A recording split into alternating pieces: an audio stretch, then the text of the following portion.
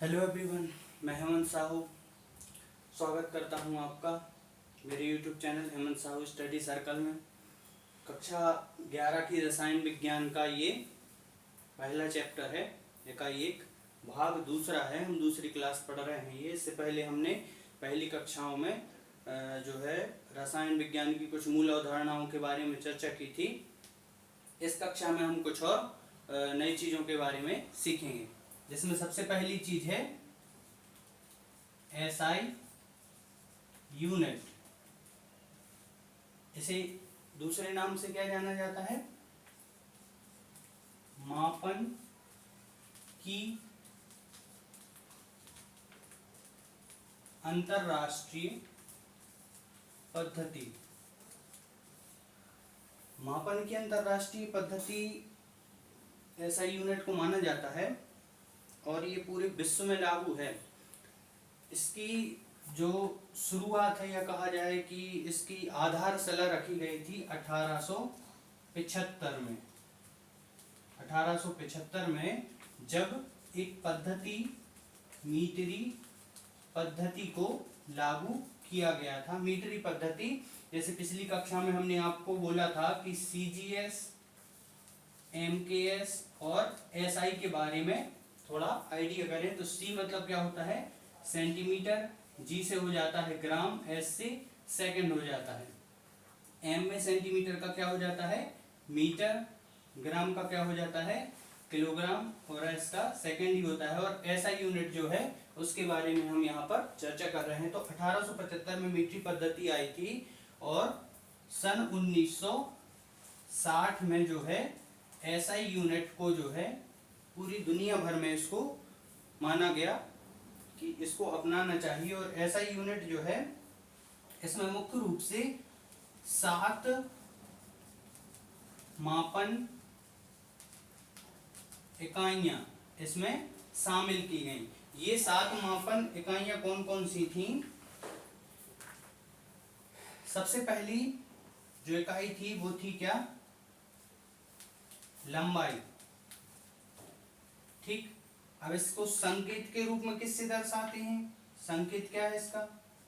लंबाई को जो है हम एल से दर्शाते हैं। ठीक है, लेंथ। इसका जो मात्रक है, मात्रक क्या है इसका?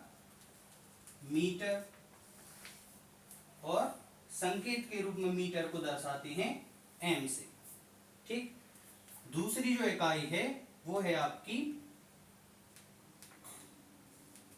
समय। ठीक, समय का काय से दर्शाते हैं? टी, टाइम, या फिर सेकंड में एस से। तीसरी जो इकाई है वो है आपकी द्रव्यमान। द्रव्यमान को काय से दर्शाते हैं? द्रव्यमान मतलब क्या है आपका? वेट, भार। तो द्रव्यमान को दर्शाया जाता है कैसे? एम से। पिछली कक्षाओं में अपन ने 9वीं 10वीं में ये पढ़ा हुआ है कि मानो कोई एम द्रव्यमान की वस्तु, ठीक है, तो द्रव्यमान का संकेत दर्शाया गया एम। और इसका जो मात्रक है वो क्या है? मात्रक किलोग्राम, और किलोग्राम को दर्शाते हैं केजी से। चौथी जो इकाई है वो है आपकी आयतन। ठीक, आयतन को कैसे दर्शाया जाता है? किसी वस्तु का जो आयतन है वो कितना होगा, तो आयतन का जो मात्रक है वो क्या माना जाता है? मीटर का घन, मतलब घन मीटर। ठीक, और पांचवी जो इकाई है वो है आपका तापक्रम। तापक्रम का क्या है? टेम्परेचर। टेम्परेचर मतलब ताप, और यहां पर इसका मात्रक क्या है? केल्विन, और केल्विन को दर्शाया जाता है के से। छठवां जो मात्रक है आपका वो क्या है? विद्युत धारा। विद्युत धारा को दर्शाया जाता है कैसे? I से, और इसका मात्रक क्या है? एम्पियर, और दर्शाया जाता है इसको A से।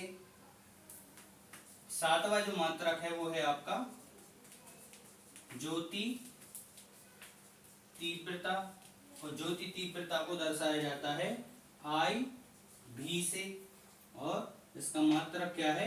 कैंडेला, और कैंडेला को दर्शाया जाता है K से। तो ये वो 7 मापक इकाइयां हैं जिनको अंतरराष्ट्रीय मापन पद्धति में जो है शामिल किया गया है। SI unit of international system, इसका पूरा नाम क्या है? International system of unit, international system of units. ठीक है, तो ये जो आपकी 10वीं 11वीं की रसायन विज्ञान का पहला भाग है, इसमें सबसे पहले तो आपको इन सभी इकाइयों को अच्छे से समझना होगा, फिर क्योंकि इसके आगे जाके व्युत्पन्न मात्रक भी इनके निकालने पड़ेंगे। व्युत्पन्न मात्रक मतलब इनके विपरीत या इन मात्रकों से दूसरे मात्रकों को कैसे निकाला जा सकता है, कैसे समझा जा सकता है। ठीक है,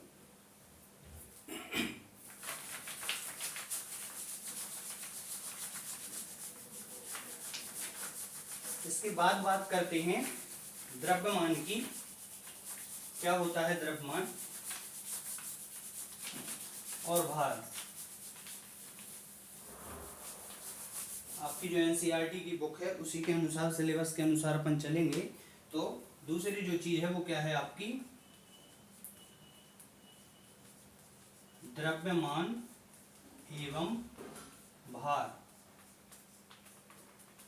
ठीक, तो द्रव्यमान और भार क्या है? द्रव्यमान की अगर परिभाषा दी जाए तो द्रव्यमान क्या होता है? किसी पदार्थ में उपस्थित द्रव्य की मात्रा कहलाती है उसका द्रव्यमान। किसी पदार्थ में उपस्थित द्रव्य की मात्रा, जैसे मान लो हमने बोल दिया कि 50 ग्राम शक्कर, तो हम क्या बोलेंगे इसको कि वस्तु का द्रव्यमान या पदार्थ का द्रव्यमान कितना हुआ? 50 ग्राम हुआ। ठीक है, शक्कर का। अगर बात की जाए भार की, तो भार क्या है?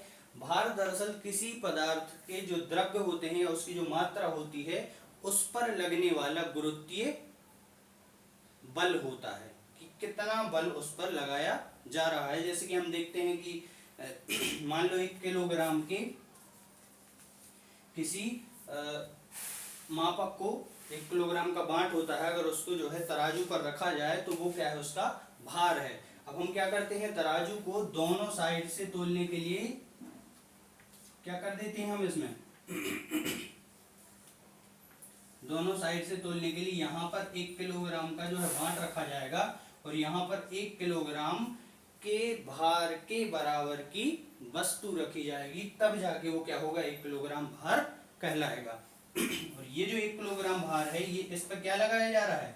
इस पे लगाया जा रहा है 1 किलोग्राम का गुरुत्वीय बल। ये क्या है? आपका भार है। ठीक है, तो द्रव्यमान भार को इस तरीके से लिख सकते हैं।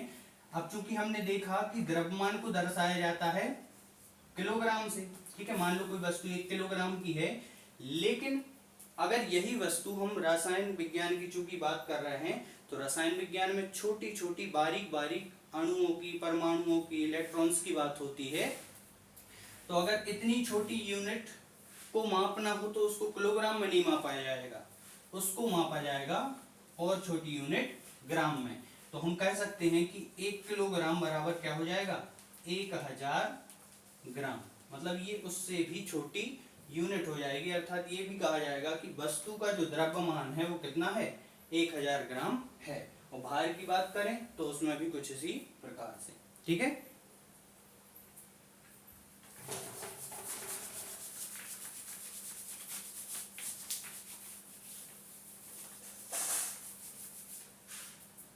इसके बाद बात करें आयतन की। तो आयतन क्या होता है? आयतन दरअसल किसी वस्तु का वह मान है जो उसको तीन प्रकार से जोड़ता है, मतलब लंबाई प्लस चौड़ाई प्लस ऊंचाई या मोटाई। लेकिन चूंकि ये तो गणित की भाषा में जो है मान हो जाएगा, अपनी विज्ञान की भाषा में अगर कहा जाए, रसायन विज्ञान की भाषा में, तो क्या कहा जाएगा? किसी वस्तु का या किसी पदार्थ का आयतन वह मान है जो वह वस्तु क्या करती है, घेरती है। घेरती है मतलब ये है कि जैसे मान लो कोई बॉक्स है, एक रेक्टेंगल बॉक्स है या फिर क्वाड्रेंगल बॉक्स है, किसी भी प्रकार से एक बॉक्स है।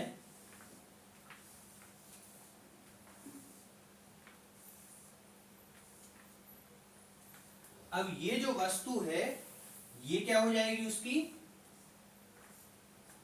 लेंथ, ठीक। ये क्या हो जाएगी उसकी, ये हो जाएगी उसकी ब्रेड्थ, और ये क्या हो जाएगी उसकी हाइट, मतलब लंबाई चौड़ाई और ऊंचाई। तो इस वस्तु ने, सिंपल सी बात है, अगर ये वस्तु है या पदार्थ है तो ये जिस जगह पर रखा है उसकी जगह को घेरेगा, तो जितने स्थान को वो घेरेगा वही क्या है, उसका आयतन कहलाता है, वॉल्यूम, ठीक।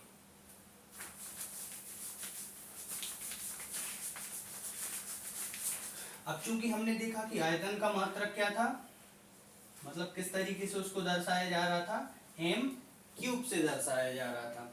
अगर इसको m क्यूब से दर्शाया जा रहा है मतलब लंबाई का भी m, चौड़ाई का भी m और ऊंचाई का भी m, मतलब तीनों जो दूरियां होंगी या जो जिनकी मापन की जो बात होगी वो कम मापी जाएगी, मीटर में मापी जाएगी, इसलिए क्या हो जाएगा, मीटर क्यूब, मतलब घन मीटर। लेकिन इसी को और छोटी यूनिट में, चूंकि रसायन विज्ञान में छोटी छोटी चीजों की बात होती है, इसलिए इस मीटर क्यूब को दर्शाया जाएगा सेंटीमीटर क्यूब या डेसीमीटर का क्यूब, ठीक। अब यहाँ पर चूंकि हम जानते हैं कि एक घन सेंटीमीटर बराबर क्या हो जाता है, 1000 डेसीमीटर क्यूब, या फिर ये भी कह सकते हो आप कि 1 मीटर बराबर कितने होते हैं, 100 सेंटीमीटर। तो 1 घन मीटर बराबर क्या हो जाएंगे, 100 घन सेंटीमीटर, ठीक। तो इस तरीके से आयतन की जो है गणना की जाती है।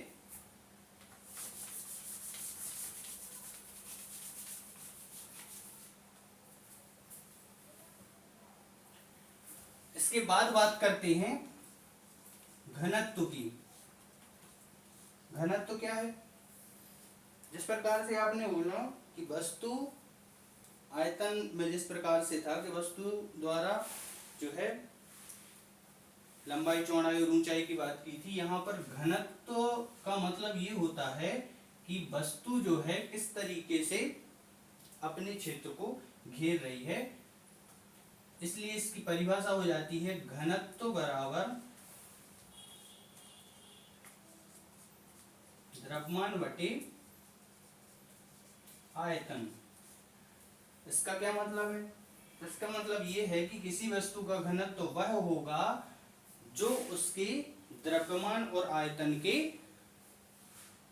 व्युत्क्रमानुपाती होगा, मतलब भाग के बराबर होगा। जैसे मान लो एक वस्तु है,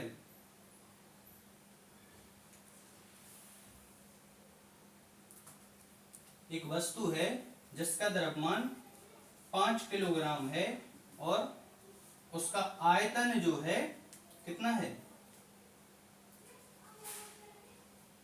m क्यूब है, ठीक। तो इसको किस तरीके से लिखा जाएगा, इसको लिखा जाएगा 5 किलोग्राम घन मीटर।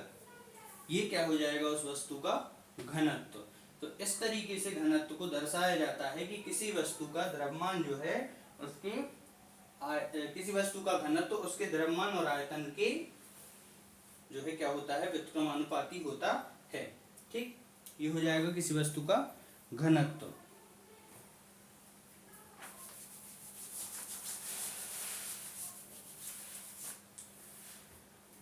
अब अगर हम बात करें अगली जो यूनिट थी एसआई यूनिट, ताप मतलब तापक्रम। तो किसी वस्तु का तापक्रम क्या होता है कि वह वस्तु कितनी ज्यादा गर्म हो रही है या कितनी जल्दी ठंडी हो रही है या फिर कितने तापमान पर उसकी कौन सी प्रतिक्रिया हो रही है। ठीक है, तो चूंकि हमने इसका मात्रक क्या पढ़ा है, एसआई यूनिट में मात्रक क्या है, केल्विन। ठीक, लेकिन यहाँ पर हमें 3 मात्रकों की बात करनी पड़ेगी। एक तो क्या हो गया, केल्विन, दूसरा हो जाएगा फ़ारेनहाइट और तीसरा हो जाएगा डिग्री सेल्सियस, या सिर्फ सेल्सियस लिख सकते हैं इसको। ठीक है, तो इन तीनों मात्रकों की जो है हमें तुलना करनी पड़ेगी कि ये किस तरीके से कार्य करते हैं। तो मान लो क्या किया हमने, यहाँ पर 3 मात्रक बना लिए, 3 जो है थर्मामीटर बना लिए।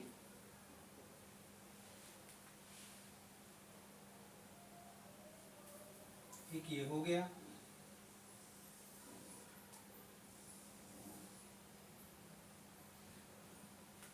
दूसरा ये हो गया,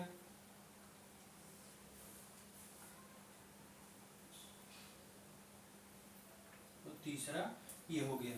ठीक, मान लो ये क्या है, ये है आपका केल्विन पैमाना। ठीक, ये है आपका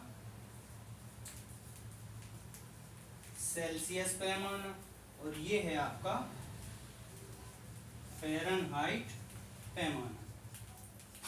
ठीक, अब चूंकि हम जानते हैं कि किसी वस्तु का हिमांक कितना होता है सेल्सियस में, तो हिमांक होता है 0 डिग्री सेल्सियस। ठीक, इसी प्रकार से यही मान फ़ारेनहाइट में कितना होगा, 32 डिग्री फ़ारेनहाइट, और केल्विन में कितना हो जाएगा, केल्विन में मापा जाता है इसको 273.15 केल्विन, लेकिन हम सिर्फ उसको 273 ही मान के चलते हैं, 273 केल्विन। ठीक, अगर यही मान काय में मापा जाए, ये जल का क्या है, ये जल का हिमांक है। अगर हम इसी को माने जल का क्वथनांक, तो जल का क्वथनांक कितना होता है, डिग्री सेल्सियस की बात करें तो 100 डिग्री सेल्सियस।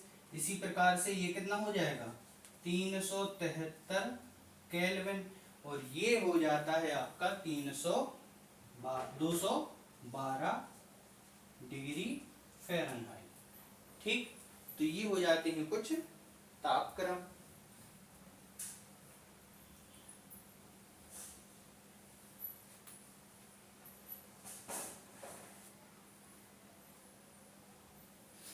अब ये हो गए आपके पैमानों की बात कि ताप के पैमाने क्या होते हैं और वो किस तरीके से कार्य करते हैं, तो इनको थोड़ा सा ध्यान रखें। ठीक है,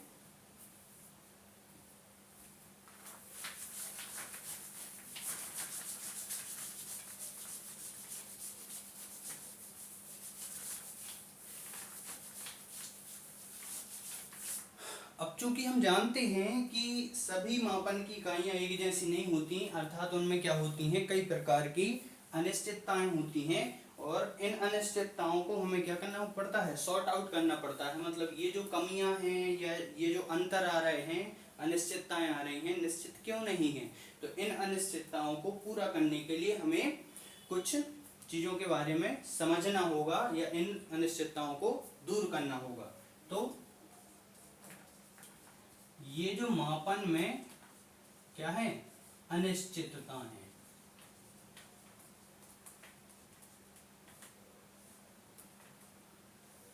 तो ये जो मापन में अनिश्चितताएं हैं, इनको दूर करने के लिए हमें गुणा भाग से जो है इनको देखना होगा। जैसे मान लो एक उदाहरण के रूप में मैंने क्या ले लिया, एक चरघातांक की, यहाँ ये टॉपिक ये ध्यान रखें कि चरघातांकी मूल्यांकन। किसी वस्तु का चरघातांकी मूल्यांकन किस प्रकार से किया जाता है। तो पहले दो बातें ध्यान रखें कि चरघातांकी मूल्यांकन जो है धनात्मक भी हो सकता है और ऋणात्मक भी हो सकता है। अगर वो मूल्यांकन धनात्मक है, जैसे मान लो यहाँ पर कोई वस्तु दी गई है, जैसे लिखा है 285.805 गुणित 10, या फिर नहीं लिखा कुछ भी, ठीक है। और यहाँ पर ऋणात्मक में लिखा है 0.00016। हमें इसको ऋणात्मक में बदलना है, ऋणात्मक चरघातांक में, और इसको बदलना है धनात्मक चरघातांक में।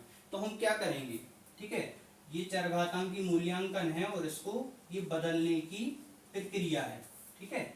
तो हम क्या करेंगे इसमें, अगर हमें इसको धनात्मक चरघातांक में बदलना है तो हम इसको लिख देंगे 285,805।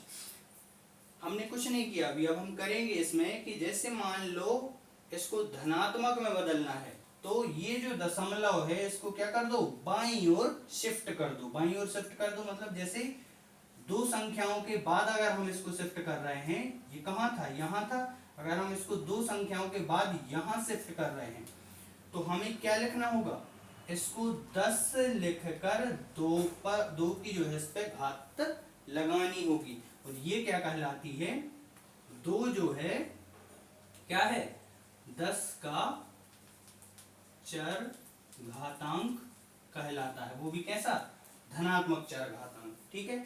कोई कठिन बात तो नहीं है कि दो संख्याओं का अगर मान लो हमें 10 के ऊपर 2 की घात लगानी है तो हम क्या कर रहे हैं, इसको बाईं ओर इसको शिफ्ट कर रहे हैं। ये बात ध्यान रखना कि दशमलव को कहाँ शिफ्ट किया जाता है, बाईं ओर शिफ्ट किया जाता है, मूव कर दिया जाता है।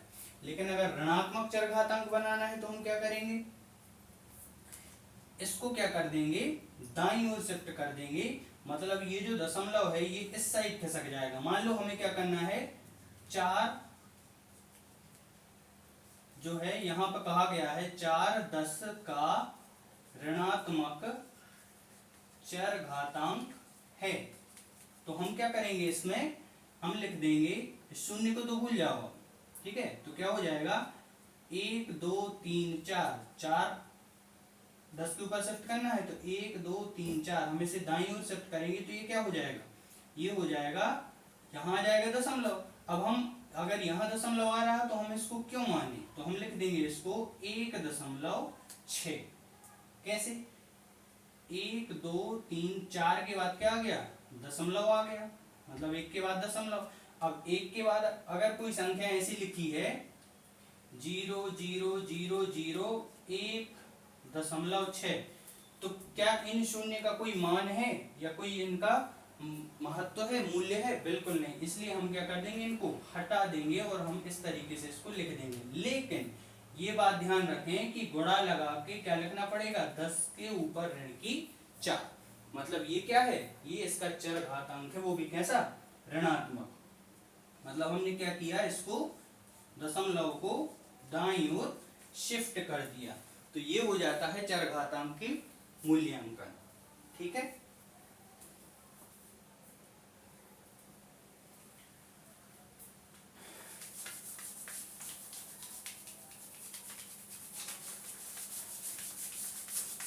अगर हमें इन चरघातांक की मूल्यांकन में इनका क्या करना है, गुणा करना है, तो हम क्या करेंगे, तो गुणा करने के लिए हमें, जैसे मान लो एक संख्या दी गई है कि 12.6 गुणित 10 के ऊपर 4 का गुणा 4.6 गुणित 10 के ऊपर 5, इसमें करना है। तो हम चरघातांकों को कैसे सॉल्व करेंगे, तो इसको सॉल्व करने के लिए कोई ज्यादा बड़ी बात नहीं है। क्या लिख दो, पहले लिख दो 2.6 गुणित 4.6। हमने क्या लिख दिया, इनको ब्रैकेट के अंदर लिख दिया। और क्या कर दो, गुणित 10 लिख कर, ये 4 है और ये क्या है 5 है, तो क्या कर दो 4 और 5 को आपस में जोड़ दो। तो ये क्या हो जाएगा 2.6 गुणित 4.6 गुणित 10 के ऊपर कितनी हो गई 4 और 5 9। अब इनको सॉल्व कर दो तो ये क्या हो जाएगा 6 36 की 6 3 6 दूनी 12 और 3 15 गुणित 4 24 की 4 2 4 दूनी 8 और 2 10। तो 6 5 4 9 1 का 1 और 1 का 1, कितने के बाद दशमलव थे 1 और 1 2 के बाद दशमलव, तो ये हो जाएगा 11.96। लेकिन इसको सिर्फ इतना नहीं लिखना, गुणित 10 के ऊपर 9। तो हमारा आंसर क्या हो जाएगा 11.96 गुणित 10 के ऊपर 9 की घात। तो इस तरीके से ये आंसर हो जाएगा। ठीक, अगर इसी को करना है हमें भाग,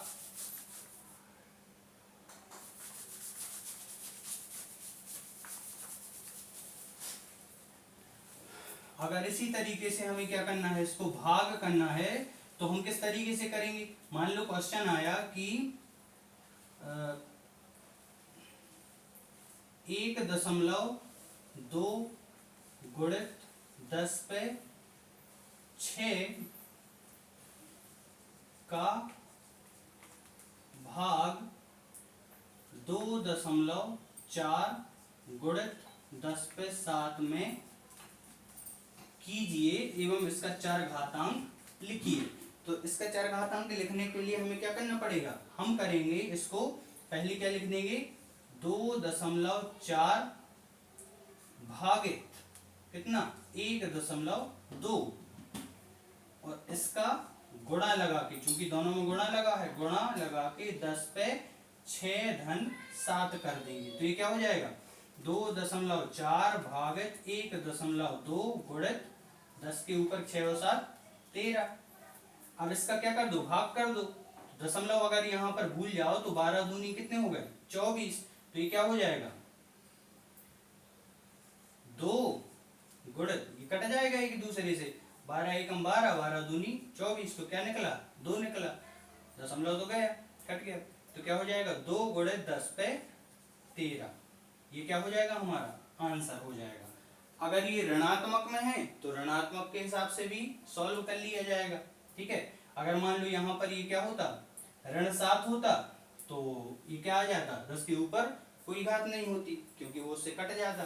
ठीक है, तो ये भाग की प्रोसेस है चरघातांक को निकालने के लिए।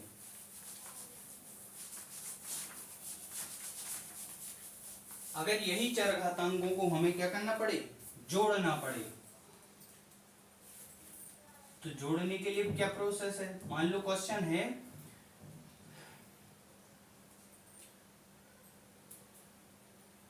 12.4 गुणित 10/4 को 17.4 गुणित 10/7 में जोड़िए।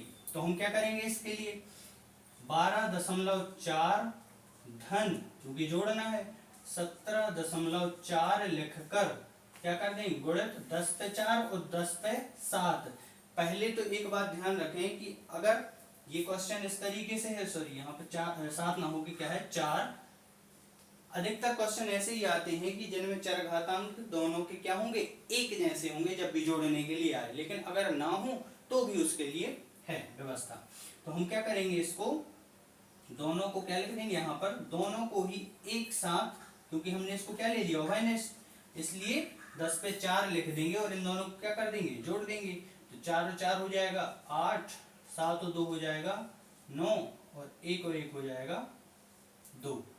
और 2 के बाद यहाँ पर 2 के बाद दशमलव यहाँ पर है, तो ये कितना हो जाएगा 29.8 गुणित 10/4, ये हो जाएगा आपका आंसर।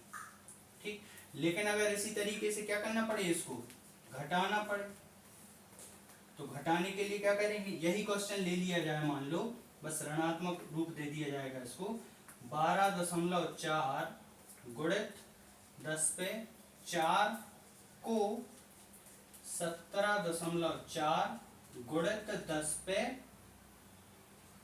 ऋण 6 में से घटाइए। अब यहाँ पर दोनों चरघातांक एक जैसे नहीं है, अलग अलग हैं, तो उसके लिए हम क्या करेंगे, इसमें से इसको घटाना है, तो हम क्या लिख देंगे 17.4 ऋण 12.4, ये गुणा लिख देंगे यहाँ पर, गुणित क्या कर देंगे हम यहाँ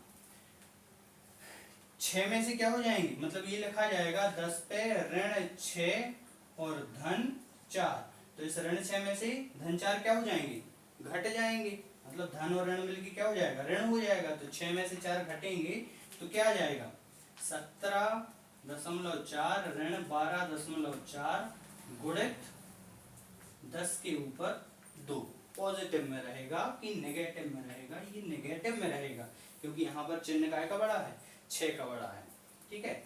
और इनको क्या कर दिया जाए, घटा दिया जाए, तो 4 में से 4 जाएंगे तो 0, 7 में से 2 जाएंगे तो 5 और 1 में से 1 जाएगा तो 0, ठीक है। मतलब क्या बचेंगे, और 1 2 3 के बाद ये क्या है, दशमलव है, मतलब सीधी बात 17 में से 12 जाएंगे तो कितना बचेगा, 5 जो है आपका आंसर आ जाएगा, तो लिख देंगे 5 गुणित 10 पे ऋण 2, ठीक, ये क्या हो जाएगा आपका आंसर हो जाएगा, ठीक। तो इस प्रकार से चरघातांकों को हम जोड़ या घटा सकते हैं। अच्छा एक बात और, अगर आपको चरघातांकों को एक जैसा करना है तो एक जैसा करने के लिए क्या करेंगे हम, जैसे लिखा है मान लो 2 गुणित 10 पे ऋण 6 धन 2 गुणित 10 पे ऋण 5। अब हमें एक जैसा करना है इनको, तो हम क्या कर देंगे, या तो ऋण 6 को 5 में बदल दो या फिर 5 को 6 में बदल दो। तो अगर हमें इसको ऋण 5 में बदलना है तो हमें क्या करना पड़ेगा, एक चरघातांक को क्या करना पड़ेगा, कम करना पड़ेगा, और जब चरघातांक को कम करना पड़ेगा तो ये क्या हो जाएगा, ये लिखा है 2 गुणित 10 पे अगर ऋण 5 तो 1 के बाद क्या आ जाएगा दशमलव, तो इस तरीके से ये क्या हो जाएगा 0.2 गुणित 10 पे ऋण 5 धन 2 गुणित 10 पे ऋण 5। इस तरीके से हम क्या कर सकते हैं, इनको चरघातांकों को बदल सकते हैं। अगर 5 को 6 में करना होगा तो क्या कर देंगे, इसके बाद एक क्या लगा देंगे, 0 लगा देंगे, मतलब ये किस तरीके से हो जाएगा 2 गुणित 10 पे ऋण 6 धन 2 लिखेंगे गुणित 10 पे ऋण 6 कर रहे हैं और एक बढ़ा रहे हैं तो क्या लगा देंगे, एक 0 लगा देंगे। तो इस तरीके से ये चरघातांक क्या हो जाएंगे, बराबर हो जाएंगे, ठीक है।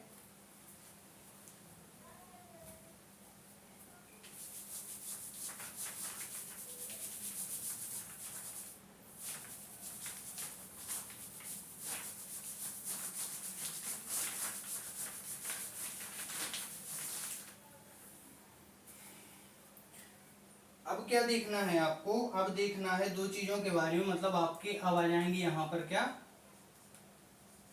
सार्थक अंक अगला टॉपिक है आपका इसी में। तो सार्थक अंक में क्या होता है, सार्थक अंक हम उन्हें किसे कहेंगे, हम दो चीजों के आधार पर उसे सार्थक अंक कहेंगे। एक होता है परिशुद्धता और दूसरी चीज होती है आपकी यथार्थ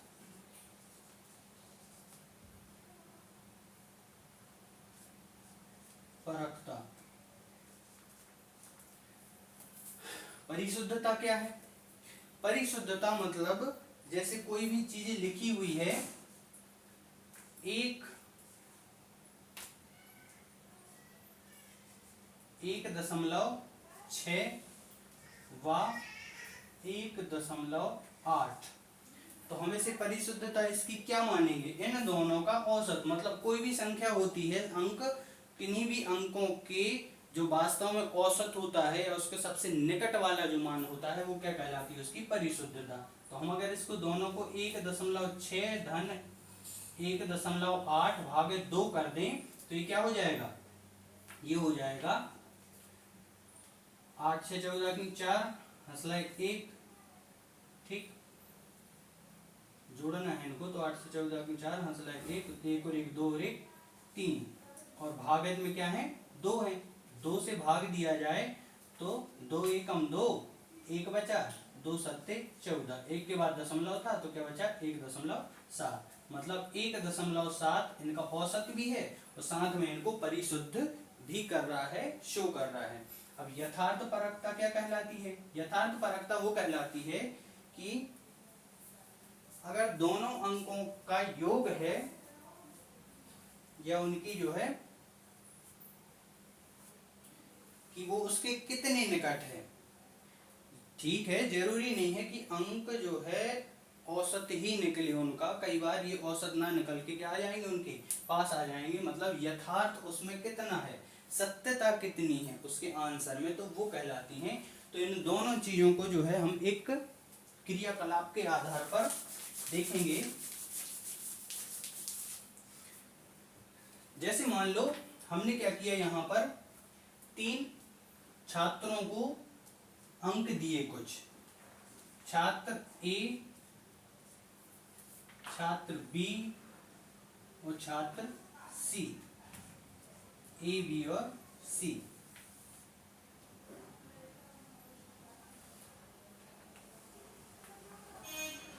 अब हमने क्या किया कि इनको जो है दो दो संख्याएं दे दी, मतलब एक पदार्थ दिया और बोला कि उस पदार्थ का मान लो वास्तविक या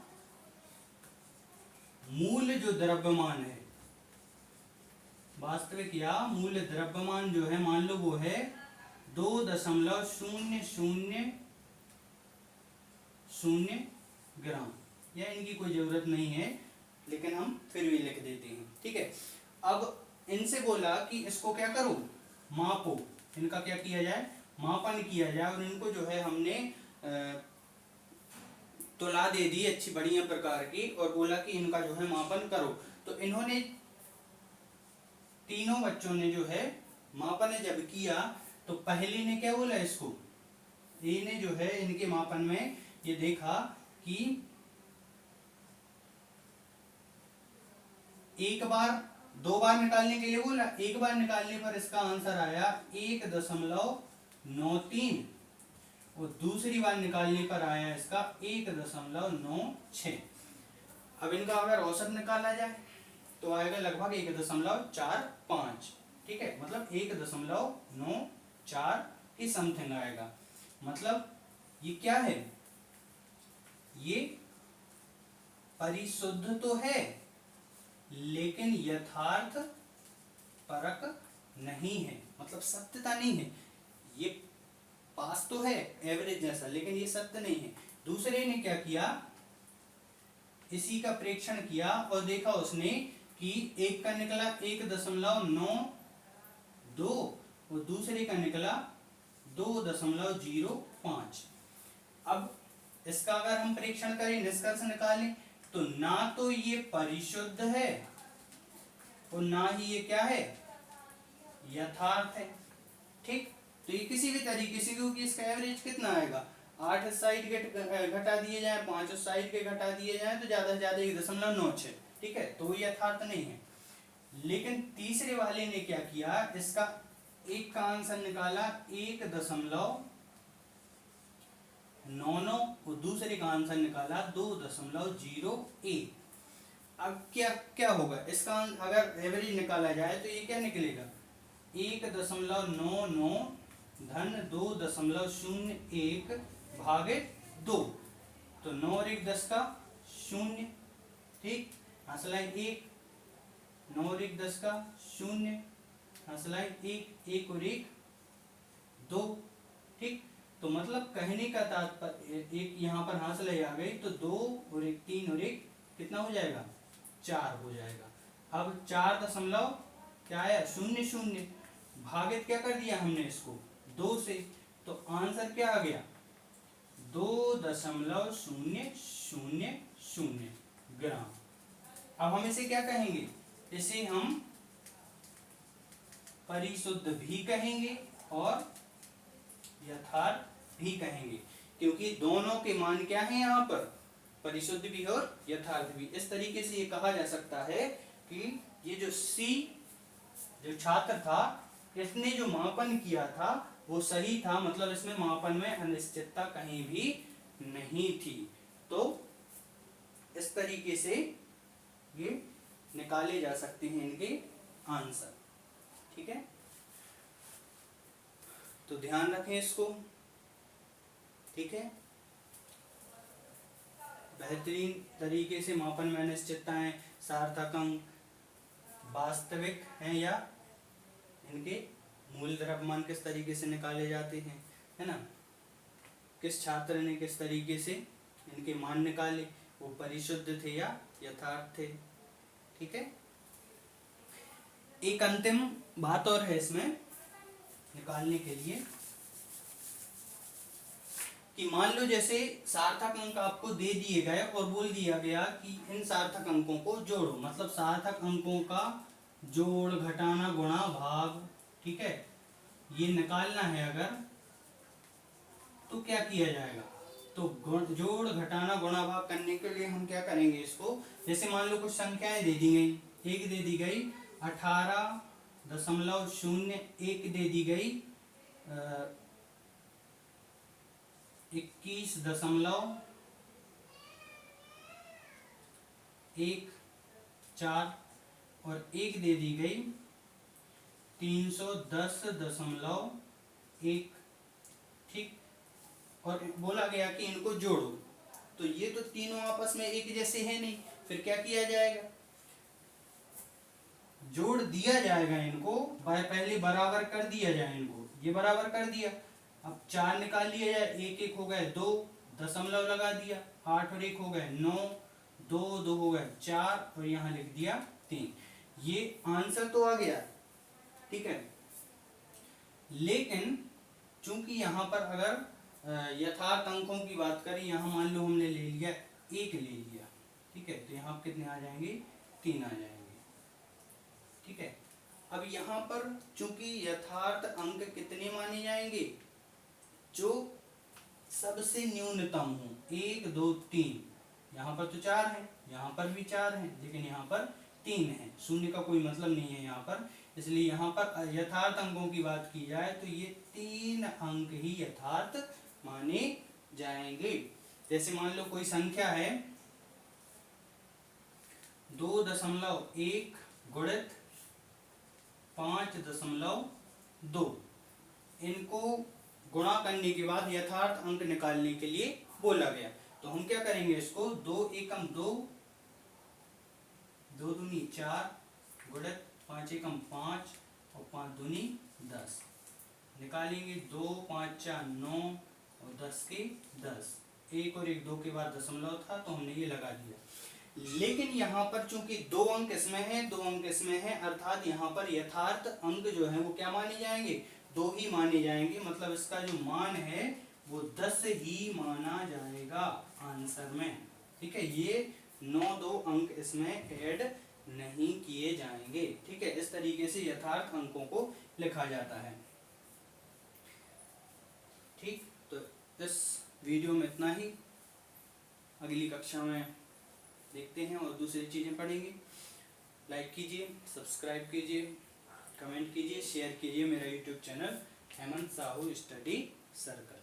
ठीक है, हेमंत साहू स्टडी सर्कल। धन्यवाद।